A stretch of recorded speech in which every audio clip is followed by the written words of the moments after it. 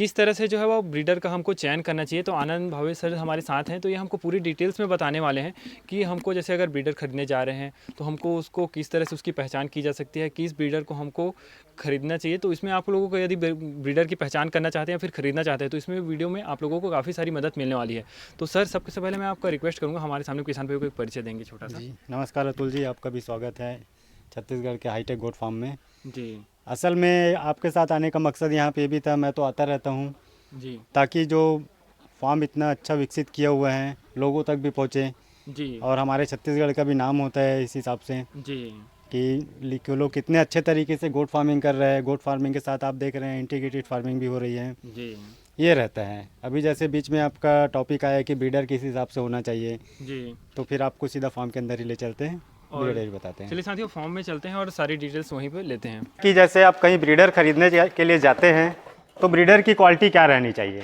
Breeder सबसे पहला ये रहता है कि आप जिस भी नस्ल का खरीदने जा रहे हैं, मान लीजिए आपने मन में धारणा बना के गई है कि आपको सिरोही का ब्रीडर चाहिए, तो आपको देखना है, आप देख रहे हैं अभी सिरोही का ब्रीडर कैसा रहना चाहिए।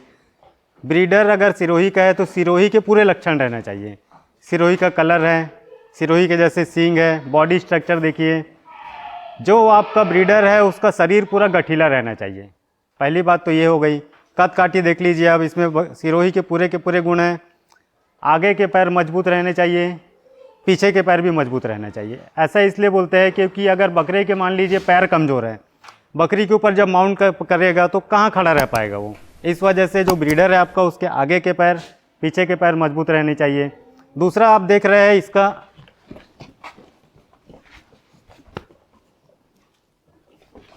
इसका सीना देखिए, इस तरीके से चौड़ा सीना रहना चाहिए ब्रीडर का। पूरा का पूरा जिस भी आप नस्ल में देखना चाह रहे हैं उस नस्ल की क्वालिटी रहनी चाहिए। जैसे आप ये बकरे को देख रहे हैं, चुलबुलापन, ब्रीडर में आपके चुलबुलापन रहना चाहिए। ऐसा ना हो कि आपकी बकरियां हीट में, बकरा एक जगह चुपचाप बैठा हुआ है। बकरे में चुलबुलापन रहना चाहिए, इधर उधर कूद फान करने वाला रहना चाहिए। देख लीजिए एग्रेसिव कितना है, एग्रेसिव रहना चाहिए ब्रीडर को। ब्रीडर में ये सब क्वालिटी रहती है। दूसरा, अगर आप ब्रीडर लेने जा रहे हैं तो जैसे लड़कियों के लिए लड़का देखने जब जाते हैं, वर ढूंढने के लिए जाते हैं, वधू के लिए वर ढूंढने जाते हैं, उसी प्रकार से आपको ब्रीडर में जैसे मैं अभी क्वालिटी बताया हूँ वो सब चीज़ें देखनी रहती है। बहुत ज़्यादा आड़ दांत हो गया, उतना बूढ़ा ब्रीडर आपको नहीं चाहिए रहता है। 14 से 18 महीने का ब्रीडर ले लीजिए, गर्म रहेगा, गर्म खून रहता है, एग्रेसिव रहेगा, बहुत अच्छा परफॉर्म करेगा वो।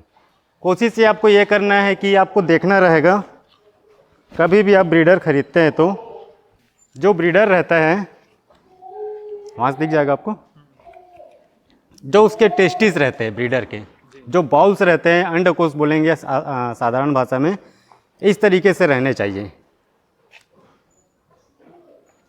आ रहा है क्लियर उसमें?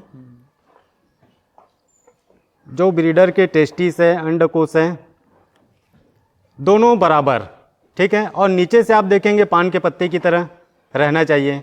कई बार आप देखेंगे तो क्या होता है, एक छोटा एक बड़ा, ऐसा ब्रीडर कोशिश कीजिए कि मत लें। फिर आप देखेंगे कई बार क्या होता है, एक ही गोली रहती है, ऐसा भी आपको नहीं लेना है। बिल्कुल पान का पत्ते की तरह नीचे हो ऐसा, ये भी नहीं चलेगा, ये भी नहीं चलेगा। और कई बार क्या होगा, टेस्टिस बहुत ज़्यादा बड़े रहेंगे, झूले रहेंगे, पीछे के पैर का घुटना है वहाँ तक रहेंगे, तो ऐसा ब्रीडर भी मत लीजिए। अगर ऐसा है तो आप ये मान के चल सकते हैं कि बहुत ज़्यादा इसका ब्रीडिंग में अंधाधुंध उपयोग हो चुका है। तो ब्रीडर लेते समय आपको ये सब सावधानियाँ रखनी पड़ती है।